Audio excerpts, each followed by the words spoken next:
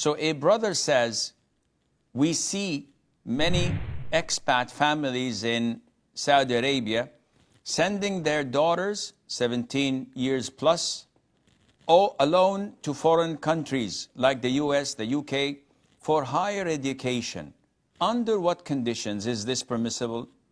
They feel if they don't send them, their daughters will lose out to other girls, as education is really necessary in today's world.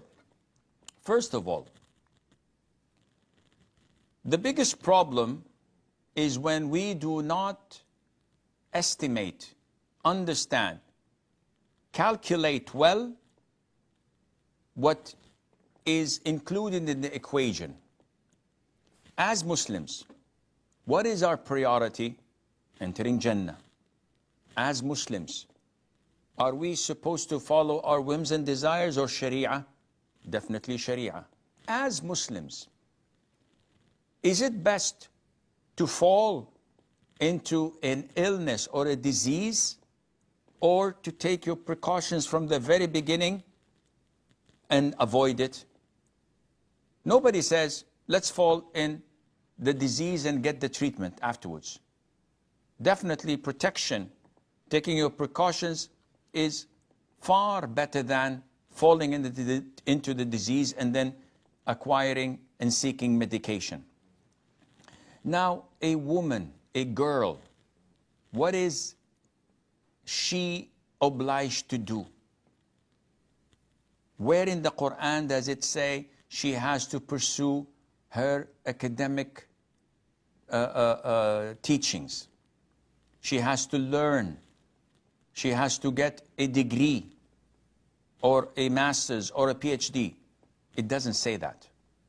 Generally speaking, Islam focuses on women taking their role in the community and society, and the most important is to take care of their homes, families, and children, because this is the community and the society. Islam does not promote them being CEOs or marketing managers or travelers or airline pilots or engineers. Islam doesn't prevent them from pursuing what they want, providing it falls under the guidelines of Sharia.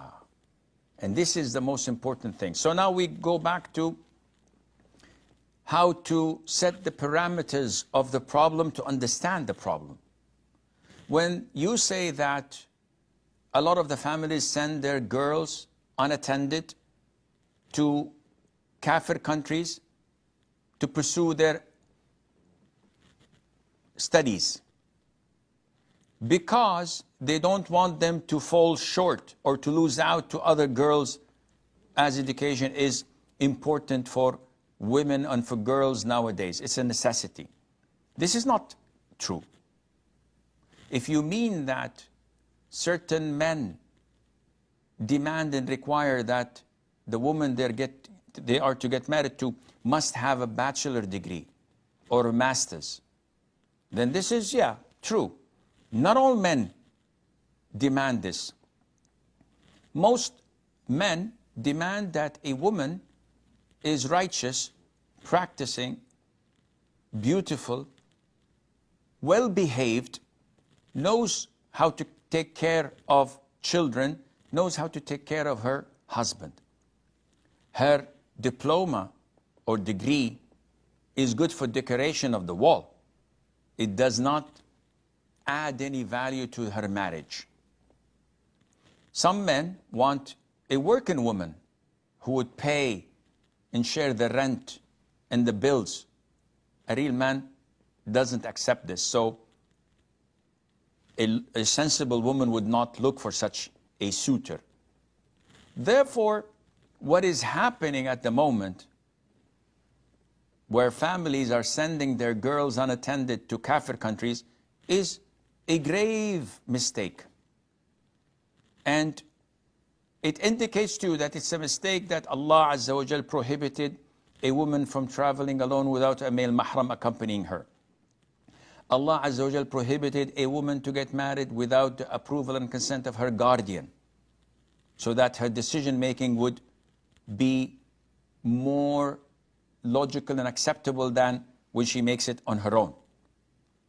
There are so many things that protect women in Islam. And definitely sending them unattended to a kafir country where everything goes and everything is encouraged that goes against Islam may help her in her studies, but it would definitely jeopardize her iman, her Islam. And it's like putting all the eggs in one basket, and you know what happens when it falls down. It all breaks. So this is not permissible. It is not part of what Islam teaches. A woman traveling alone is haram. A woman living in a kafir country is even worse, living alone in a kafir country. And alhamdulillah, we have Muslim countries, we have education that can be acquired in our own Muslim countries, and Allah Azza wa Jal knows best.